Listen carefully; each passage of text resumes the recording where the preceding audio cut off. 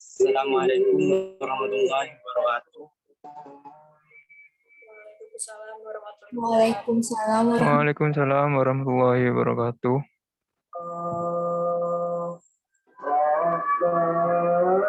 Alhamdulillah, puji syukur kita haturkan kepada Allah Subhanahu wa taala yang telah memberikan kesehatan kepada kita sehingga kita dapat melaksanakan diskusi keempat ini dalam keadaan sehat walafiat tanpa kekurangan apapun. Shalawat serta salam senantiasa kita curahkan kepada junjungan kita Nabi besar Nabi Muhammad Sallallahu Alaihi Wasallam, karena berkat beliau yang telah membawa kita dari alam jahiliyah menuju ke alam Islamiyah seperti saat ini. Nah, sebelum kita memulai diskusi keempat ini, marilah kita berdoa terlebih dahulu. Berdoa, mulai.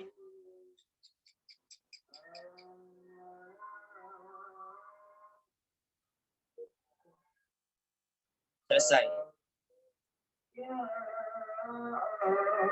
Nah, jurnal bab keempat kali ini yang akan kita bahas adalah keujahan hukum negara sebagai sumber hukum Islam. Poinnya dalam jurnal ini terdiri dari 4, yaitu pertama, tinjauan metodologis hukum negara sebagai bentuk ijma lokal. Yang kedua, pandangan ulama kontemporer tentang keujahan hukum negara sebagai sumber hukum Islam. Yang ketiga, benang merah beberapa pemikiran ulama terkait hukum negara sebagai sumber hukum Islam. Dan yang keempat adalah keujahan komplikasi hukum Islam sebagai hukum negara untuk menjadi sumber hukum Islam di Indonesia.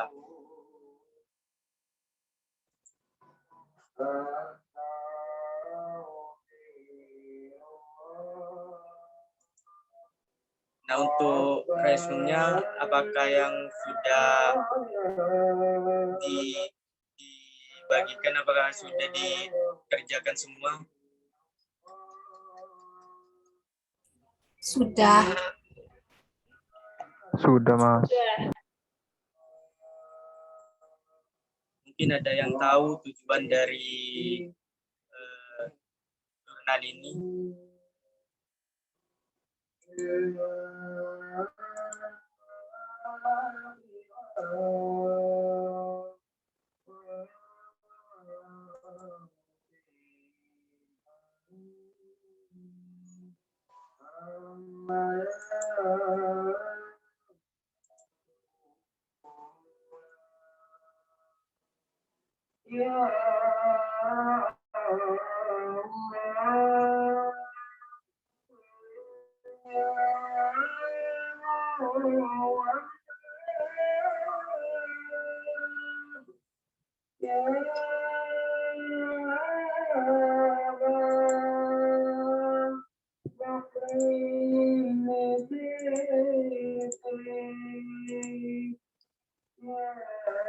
Nah, dari kalian apakah ada yang merasa ada permasalahan di dalam materi ini?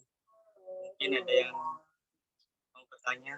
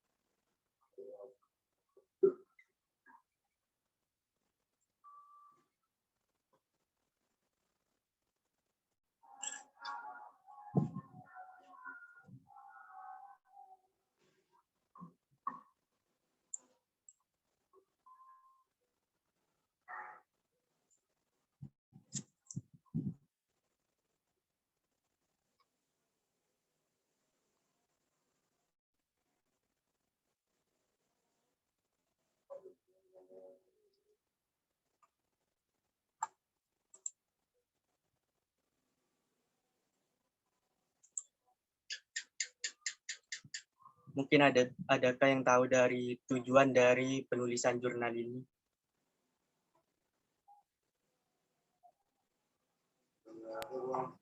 Oke, teman-teman. Untuk tujuannya yaitu untuk mengetahui bagaimana kehujahan hukum negara sebagai sumber hukum Islam dan seperti apakah komplikasi hukum Islam yang telah memenuhi syarat menjadi hukum negara. Dan metode yang dipakai pada jurnal tersebut yaitu menggunakan metode penelitian keperpustakaan yang bersifat kualitatif dan analisis komparatif. Sedangkan metode yang digunakan untuk menganalisis data adalah induksi dan deduksi yang selanjutnya dikompresikan untuk mengambil kesimpulan sebagai jawaban dari permasalahan yang telah dirumuskan. Seperti itu. Nah, mungkin ada yang mau ditanyakan tentang jurnal ini. Mungkin ada yang kurang paham atau gimana.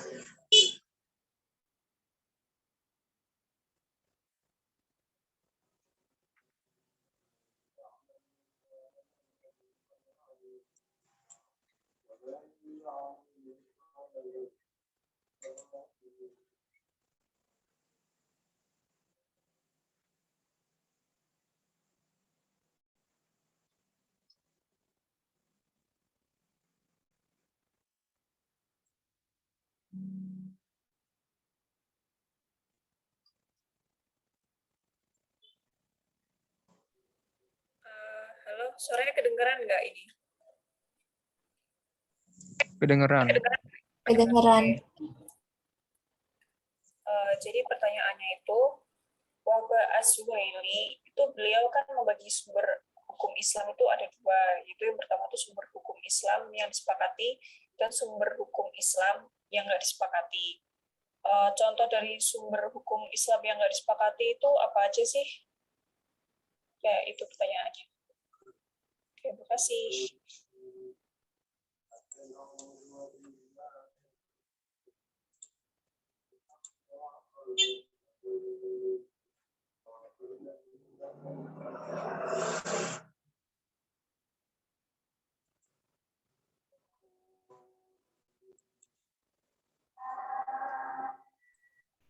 Saya ingin menanggapi pertanyaan tadi. Jadi, contoh hukum yang tidak disepakati oleh para ulama itu yang pertama adalah istihsan. Istihsan secara harfiah berarti menganggap sesuatu lebih disukai. Dalam arti luas, istihsan berarti melihat secara mandiri tanpa mempertimbangkan kasus-kasus serupa. Apa yang paling dekat dengan kebenaran dan keadilan, dan untuk memberikan pendapat seseorang sesuai dengan kecenderungan dan kecerdasan seseorang menyetujui. Yang kedua yaitu maslahah, mursalah, atau kepentingan umum, atau al-istislah. Sumber kontroversial lain dari hukum Islam adalah maslahah yang didasarkan pada keuntungan dan menghindari bahaya. Yang ketiga adalah istihsab. Secara harfiah, kata istihsab berarti berasal dari akar SHB yang dari mana kata kerja seperti untuk menemani, untuk tetap bersama dengan bertentangan, dengan memisahkan atau menyimpang dari. Misalnya tindakan mengambil buku dari teman atau teman sepanjang sementara berpergian disebut istihsab. Yang keempat adalah urf. Menurut lisan al-Arab, urf, irfan, dan arfa semuanya memiliki makna yang sama, yaitu segala sesuatu yang orang ketahui sebagai khair, kebalikan dari munkar, atau segala upaya yang Anda lakukan dengan ucapan atau tindakan untuk membantu orang lain, mengakui layanan seseorang atau bantuan yang ditawarkan kepada orang lain untuk memungkinkan mereka mencapai ambisi juga tercakup oleh konsep ini. Sekian dan terima kasih. Nah, mungkin ada yang mau bertanya lagi.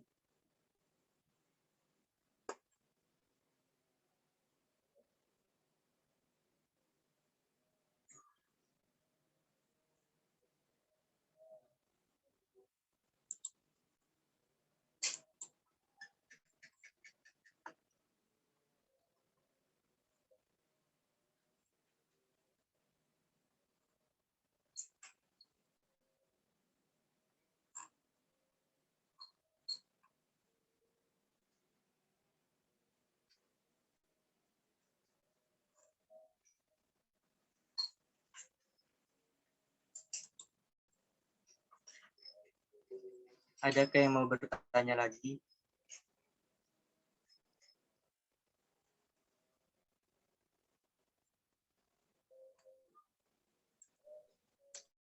Saya mau bertanya,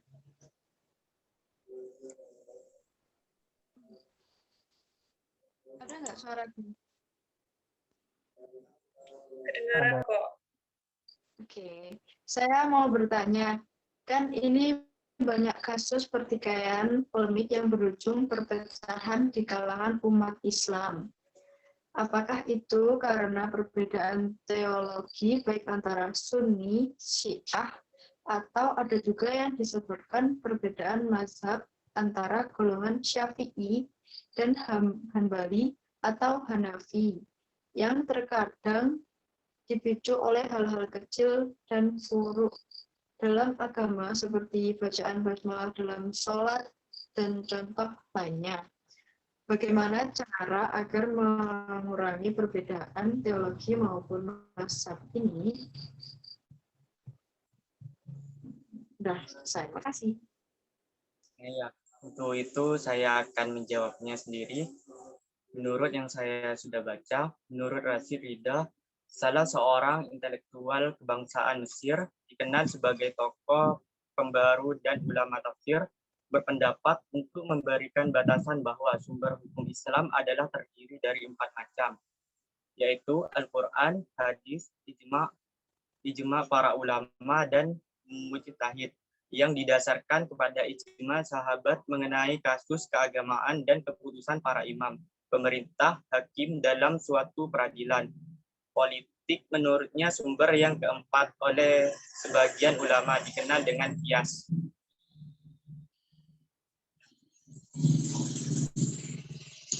Mungkin ada yang mau bertanya lagi. Saya ingin bertanya, kan di sini Rashid Ridha menyatakan bahwa hukum negara dapat menjadi hujah sebagai hukum Allah apabila mengandung keadilan di dalamnya, sehingga hukum tersebut tidak butuh konfirmasi lagi dari nas, mengingat Allah esensinya adalah keadilan itu sendiri. Jadi, bagaimanakah hukumnya bila suatu negara tidak menerapkan keadilan sesuai dengan apa yang ditetapkan dalam hukum negara itu sendiri? Sekian dari saya. Terima kasih untuk pertanyaannya. Mungkin ada yang punya solusinya, silahkan. Mohon izin menjawab. Untuk pertanyaannya tadi dari sumber-sumber yang sudah saya baca kemarin itu, Abdus Salam Al-Bunji itu menyatakan secara tegas bahwa syariat Islam itu memiliki 3 tujuan utama, yaitu yang pertama keadilan, yang kedua kemaslahatan, yang ketiga itu akal. Beliau itu memasukkan akal sebagai salah satu tujuan syariat Islam, karena keadilan dan kemaslahatan itu nggak bisa diwujudkan tanpa adanya pemahaman dari akal. Keberadaan akal itu sendiri jadi sangat penting dalam mengetahui, memahami, dan mewujudkan keadilan dan kemaslahatan pada umat manusia. Dengan kata lain itu, tanpa adanya akal, semuanya itu bakal jadi sia-sia.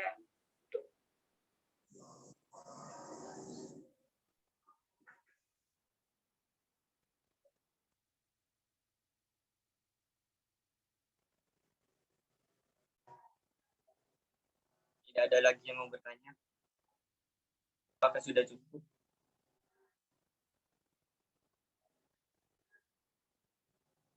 Sudah, Mas. Insya Allah sudah, Mas.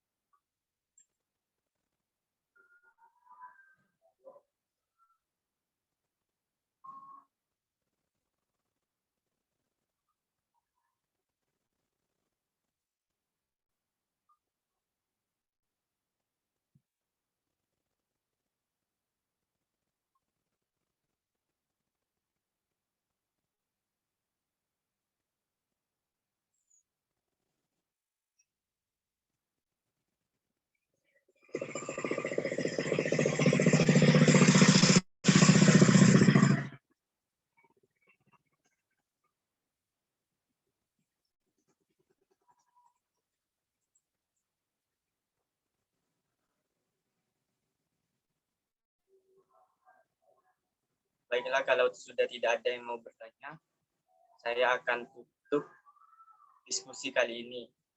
Mari kita membaca Alhamdulillah. Semoga ilmu yang kita pelajari kali ini dapat bermanfaat bagi kita semua ke depannya. Amin. Saya tutup. Wassalamualaikum warahmatullahi wabarakatuh. Waalaikumsalam warahmatullahi Waalaikumsalam wabarakatuh. warahmatullahi wabarakatuh.